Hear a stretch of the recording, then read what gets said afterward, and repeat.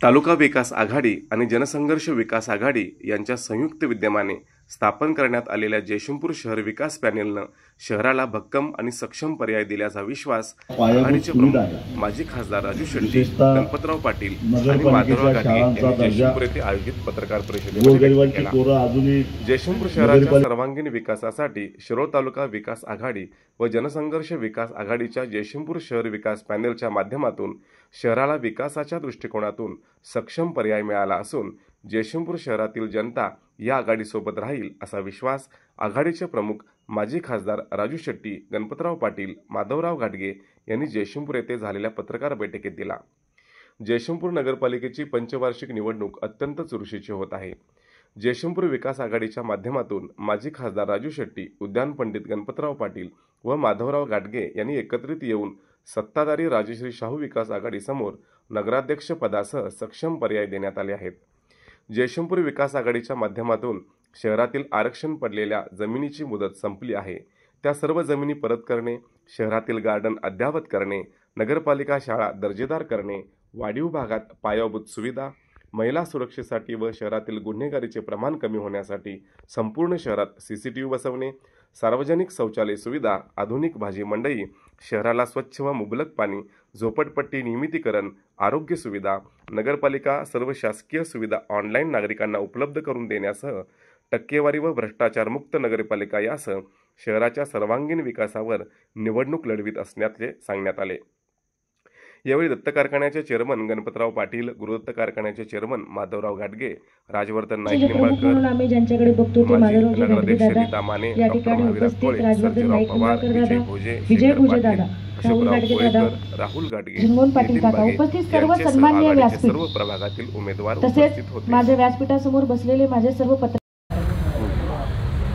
शिरोळ विकास आघाडी आणि जनसंघर्ष आघाडी या दोन्ही आघाड्यांनी एकत्रित येऊन जयसिंगपूर विकास पॅनेल आम्ही जाहीर केलेलं आहे। हे आमचं जे पॅनेल आहे हे आमच्यामध्ये असणारे वैचारिक जे काय अंतर आहे ते बाजूला ठेवून, राजकीय जोडे बाजूला ठेवून केवळ जयसिंगपूर शहरामध्ये चालू असणारी ही जी मक्तेदारी आहे ती मक्तेदारी मोडून काढण्यासाठी इथं जयसिंगपूर ही राजर्षी शाहू महाराजांनी वसवलेली जयसिंगपूर नगरी आहे, हिचा कोणी मालक असू शकत नाही। जयसिंगपूरकर हेच या जयसिंगपुराचे मालक आहेत, परंतु मालक म्हणून जे काही इथं वावरत आहेत आणि हे शहर म्हणजे आपल्या बापजाद्यांचंच शहर आहे अशा पद्धतीचा जी भूमिका ते वटवत आहेत ते मोडून काढण्यासाठी म्हणून यापूर्वीसुद्धा जनतेतून 2 वेळा आम्ही नगराध्यक्ष निवडून आणलेले आहेत, त्यांना एकदाही निवडून आणता आलेलं नाही आणि आत्तासुद्धा आमच्या या जयसिंगपूर विकास पॅनेलचाच नगराध्यक्ष निवडून येणार आहे आणि बहुमतानं त्यांना बहुमत देणारे नगरसेवक घेऊन निवडून येणार आहे।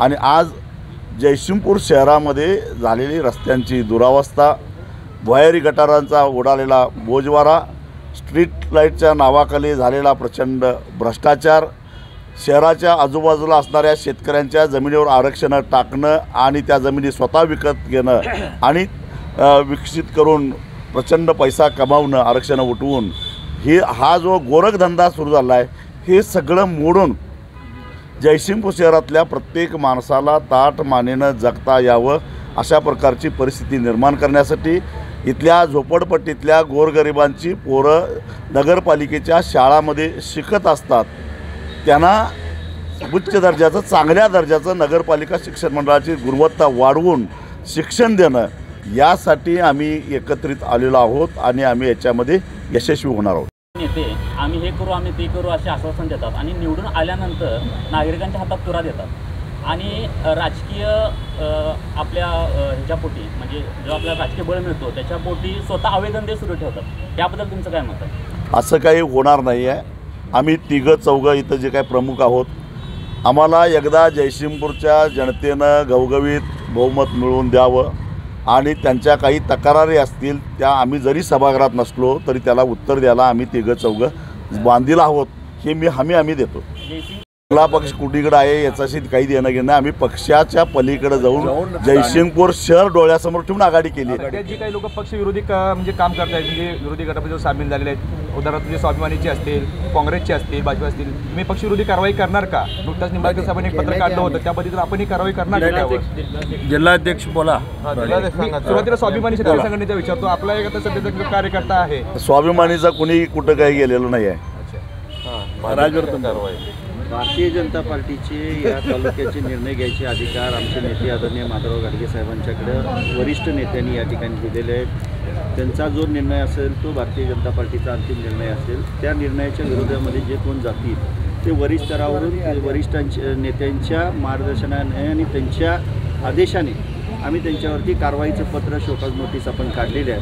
15 दिवस मुदत त्याला द्यावी लागते. त्याच्यावरती त्याचं म्हणणं जर नाही शिस्तपालन समिती पक्षाची आहे, ती पक्षाची शिस्तपालन समिती त्यांच्यावरती जे काय असेल ते निर्णय घेईल. शेट्टी साहेबांनी मला वाटतं सविस्तर सांगितलेलं आहे. परत एकदा मी फक्त हेडलाईन तेवढी सांगतो. जयसिंगपूरच्या विकासासाठी बाकीचे सगळे पक्षीय मतभेद वगैरे बाजूला ठेवून जयसिंगपूरच्या विकासासाठी आम्ही एकत्र आलेलो आहे. आणि हा प्रयोग पूर्वी 7-8 वर्षापूर्वी आम्ही केला होता. काही थोडक्यात आम्हाला जर नगरसेवकांचं पाठबळ मिळालं असतं त्यावेळेला, तर ते गेल्या वेळेच्या चुका आम्ही निश्चितपणानं दुरुस्त करू आणि बहुमतानं नगराध्यक्ष अधिक आमचे बहुमताची बेरीज निश्चितपणानं होईल. या ठिकाणी एकत्र यायला लागला.